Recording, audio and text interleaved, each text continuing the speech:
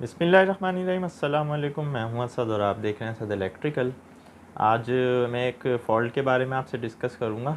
कुछ टाइम पहले मेरे एक दोस्त ने मुझसे कांटेक्ट किया तो उसने बताया कि कैटरपिलर का डीज़ल 3516B जो जनरेटर होता है उसमें ये प्रॉब्लम आ रहा था कि इंजन जो है वो लोड पर अपनी पावर को डीरेट कर रहा था। डीरेट आप समझते हैं कि डीरेट होना हम उसको कहते हैं कि जब इंजन अपनी पावर लूज़ कर दे, मसलन उसको 100% देने के बजाय 60% आउटपुट दे रहा हो, तो पावर डीरेट का मतलब ये होगा कि वो लोड पे बैठेगा या मुख्तलिफ़ किस्म का उसका बिहेवियर होगा। तो जब उन्होंने ईटी कनेक्ट की, चूँकि ये ईसीएम बेस्ड इंजन है, तो ईटी में दो फॉल्ट उनको मिले। एक तो ये कि हाई एल्टीट्यूड और दूसरा एयर फिल्टर रिस्ट्रिक्शन। तो एयर फिल्टर रिस्ट्रिक्शन के लिए उन्होंने एयर फिल्टर चेक किए, उनको क्लीन किया, उसके बाद उन्होंने सेंसर्स वगैरह देखे, वो भी सही थे। तो एयर फिल्टर रिस्ट्रिक्शन का तो चला गया अलार्म।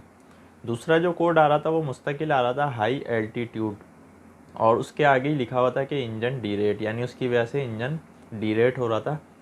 तो उनको इस चीज़ का समझ नहीं आया, उन्होंने काफ़ी जो है वो कोशिश करी। तो फाइनली उनको क्या फॉल्ट मिला आप देख सकते हैं पिक्चर में कि एटमॉस्फेरिक प्रेशर सेंसर की सप्लाई का जो वायर है उसमें से एक वायर पॉजिटिव का शायद वो डैमेज हुआ हुआ था, यानी कि उससे डिस्कनेक्ट हुआ हुआ था। तो उन्होंने ये इसको रिपेयर किया और दोबारा से कनेक्ट करके चलाया, तो कोड भी चला गया और इंजन भी सही परफॉर्मेंस देने लगा।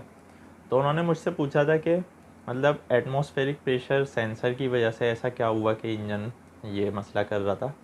तो यहाँ पर आप इस चीज़ को समझ लें कि एटमॉस्फेरिक प्रेशर सेंसर, जैसा कि मैं इसके ऊपर ऑलरेडी एक वीडियो बना चुका हूँ, वो क्या होता है कि जो ज़मीन की सतह है, यानी एटमॉस्फेरिक प्रेशर हर जगह का थोड़ा सा डिफ़र कर रहा होता है एरिया के हिसाब से, कि कौन सा इलाका ज़मीन का जो है वो सतह समंदर से कितना बुलंद है और कितनी उसकी हाइट कम है।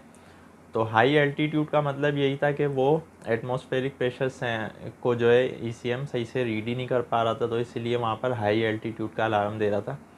तो एटमॉस्फेरिक प्रेशर सेंसर अगर सही काम ना करे या उसकी सप्लाई डिस्कनेक्ट हो जाए तो इस तरह का भी प्रॉब्लम आ सकता है। ज़रूरी नहीं है कि ईटी पे हमें जब तक एटमॉस्फेरिक प्रेशर सेंसर से रिलेटेड कोई चीज़ ना मिले तो उसी का मसला कंसीडर किया जाएगा, बल्कि उसकी वजह से कोई और कोड भी जनरेट हो सकता है। तो उन्होंने जब एटमॉस्फेरिक प्रेशर सेंसर की सप्लाई को सही किया तो वो फॉल्ट भी चला गया, इंजन भी सही हो गया। तो यानी कि एटमॉस्फेरिक प्रेशर सेंसर हमारे ईसीएम के लिए कितना ज़रूरी है आप इससे अंदाज़ा लगा सकते हैं कि सिर्फ उसको सप्लाई नहीं मिल रही थी तो उसकी वजह से हमारे ईसीएम ने इस तरह का फॉल्ट जनरेट किया। और डीरेट होने का मतलब क्या होता है, डीरेट क्यों हो रहा था इंजन, क्योंकि ईसीएम को जब प्रॉपर इनपुट्स नहीं मिलेंगी तमाम सेंसर से जो उसको रिक्वायर्ड है, तो वो अपनी आउटपुट पे भी कुछ ना कुछ कमी बेशी कर देगा। तो अब उसको एटमॉस्फेरिक प्रेशर की इनपुट ही नहीं मिल रही थी सही से, तो उसने वहाँ पर आउटपुट में इंजन को डीरेट करवा दिया, उसकी पावर को लूज़ करवा दिया। तो ये ईसीएम का काम होता है कि जब उसको सारी इनपुट्स प्रॉपर मिलेंगी तो ही वो आउटपुट भी प्रॉपर देगा और हमारा इंजन का जो बिहेवियर है वो नॉर्मल होगा। लेकिन ईसीएम को कोई भी सिग्नल, कोई भी ऐसी इनपुट जो सेंसर्स से आ रही है उसमें कोई भी रॉन्ग होगा सिग्नल, तो वहाँ पर ईसीएम डिस्टर्ब हो जाएगा ख़ुद से, और फिर वो मुख्तलिफ़ किस्म के अलार्म भी वहाँ पर जनरेट कर सकता है।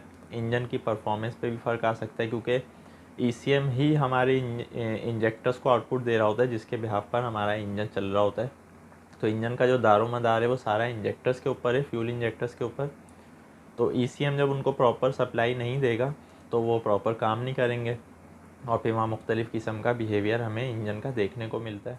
तो आज की वीडियो बनाने का मकसद ये था कि कभी भी एल्टीट्यूड से रिलेटेड, लो एल्टीट्यूड या हाई एल्टीट्यूड, इस तरह का इलेक्ट्रॉनिक इंजन्स में अगर आपको प्रॉब्लम देखने को मिले तो आप ये समझ जाएं कि इसका ताल्लुक़ कहीं ना कहीं एटमॉस्फेरिक प्रेशर सेंसर से, या तो सेंसर में प्रॉब्लम हो सकता है या उसकी हार्नेस में, उसकी सप्लाई में, उसकी सिग्नल में। तो फिर प्रॉपरली हमें ये सब चेक करना होता है।